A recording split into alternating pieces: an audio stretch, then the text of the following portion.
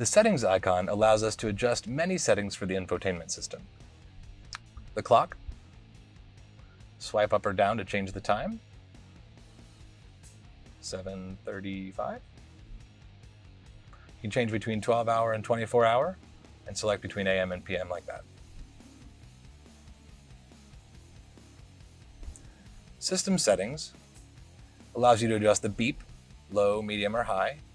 Switching between options, now the radio will beep or not beep. The language can be changed between English, French, and Spanish. CarPlay settings and Android Auto settings are here. Device mode, microphone gain. Android Auto settings are here. Auto launch and Android Auto. If you want to load the defaults, if you don't like the settings you've adjusted, hit reset to install the defaults. At the bottom of the settings screen, you'll see installer settings. These are things that are used during the setup and initial installation of your Heigh10. You typically don't have to worry about anything on that screen. The Illumination icon allows us to adjust the color of the text that's on the buttons, as well as the buttons here, as well as the brightness. The top section for illumination is off, on, or auto. If you select auto, the lights will turn on with the vehicle's light switch. Illumination brightness can be adjusted by touching and dragging or tapping. Highlight colors are going to be the text. Right now it's white. You can change it to orange or red or blue. And that's going to change the color of the fonts that's on those icons on the main menus.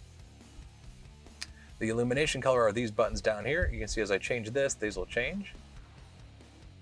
Red, blue, green.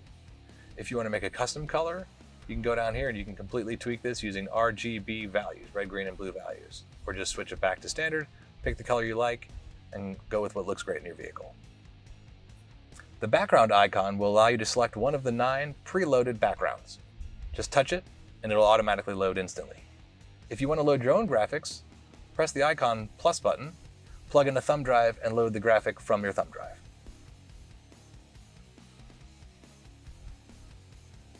I'm going to go ahead and switch that back to the background that came with it. The next icon is display settings. Here you can adjust brightness. You can also choose auto brightness. Again, that's where it's going to turn the radio brightness up and down with the headlights of the vehicle. You can change your AV out to either be audio, video, standard RCAs, or USB. Or you can turn it off. The sound setting icons will allow you to make all kinds of audio adjustments. Basic fade front to back, balance left to right, as well as advanced audio settings. In the advanced audio settings, there's a defeat icon. This will bypass all the audio configurations, allowing you to use an external DSP.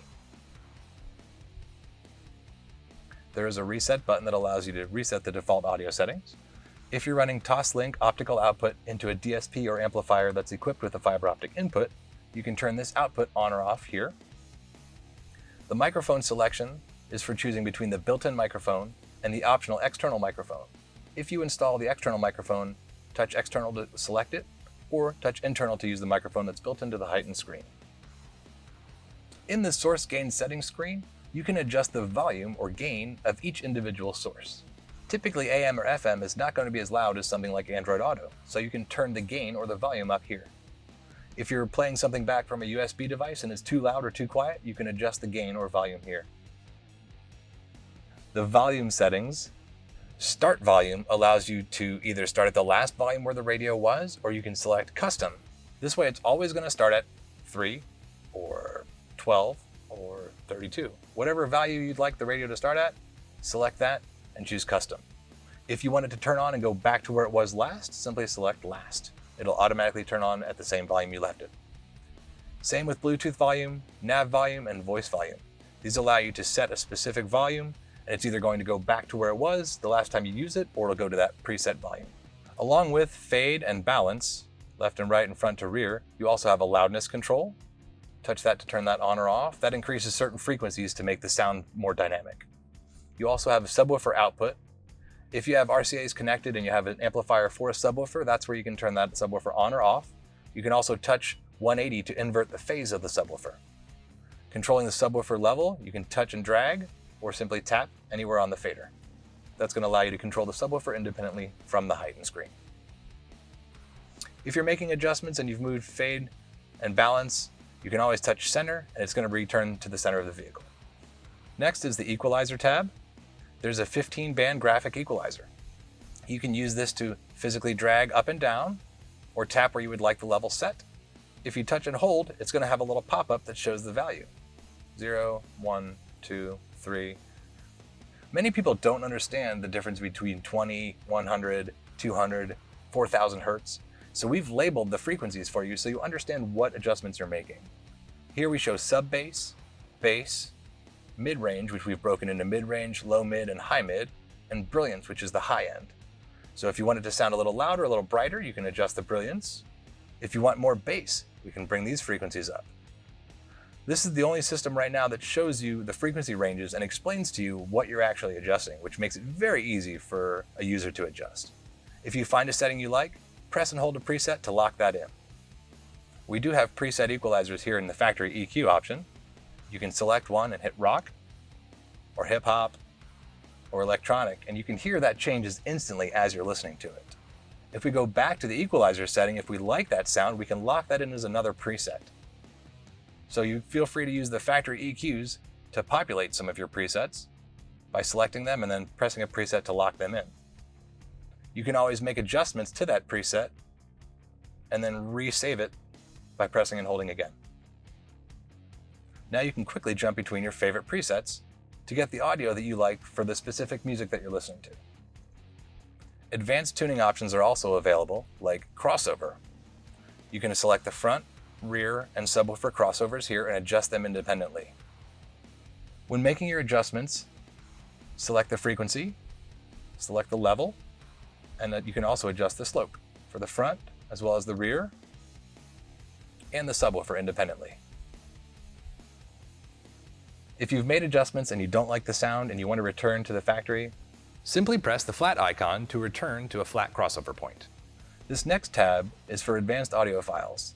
The time correction will allow you to adjust the timing of the signals being played from the vehicle so that they reach a certain spot in the vehicle at a certain time.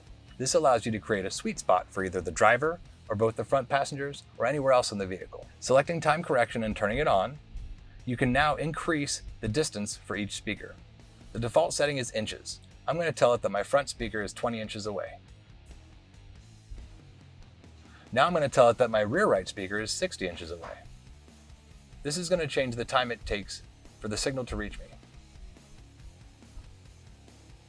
For a slightly more precise time alignment adjustment, you can switch between inches to milliseconds, and you can adjust now by milliseconds to adjust that signal just a little bit more or a little bit less. This will create this perfect sweet spot for your vehicle. The tabs icon will allow you to custom configure the 7 tab icons that will display at the bottom of the screen.